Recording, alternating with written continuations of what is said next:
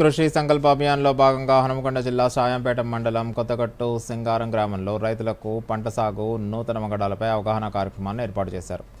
ఈ కార్యక్రమంలో రైతులు పెద్ద ఎత్తున పాల్గొని వ్యవసాయ సాగుపై శాస్త్రవేత్తలు చేసిన సూచనలు, సలహాలని స్వీకరించారు. తమకున్న సందేహాలను నివృత్తి చేసుకున్నారు. ఈ సందర్భంగా భారతీయ వ్యవసాయ మండలి ప్రధాన శాస్త్రవేత్త డాక్టర్ సురేష్ దూరదర్శన్తో ప్రత్యేకంగా మాట్లాడారు. వికసిత్ కృషి సంకల్ప అభియాన్లో భాగంగా రైతులతో చర్చాగోష్ఠితో పాటు తాము చేసిన నూతన ఆవిష్కరణను రైతులకు వివరించి సమస్యల్ని పరిష్కరించే దిశగా కృషి చేస్తున్నామన్నారు.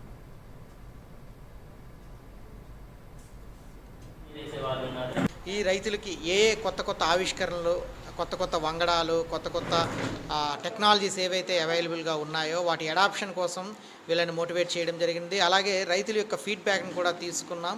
ముఖ్యంగా తెలుసుకోవాల్సింది ఏంటంటే ఈ గ్రామంలో ప్రధానంగా వీళ్ళు సేంద్రీయ వ్యవసాయం మీద ఎక్కువగా కాన్సన్ట్రేట్ చేస్తూ ఉన్నారు. అంతేకాకుండా 80% మంది రైతులు ఇక్కడ ఈ సేంద్రీయ వ్యవసాయంలో వాళ్ళ పంటలను పండించుకోవడం అనేది చాలా ఆనందకరంగా ఉంది.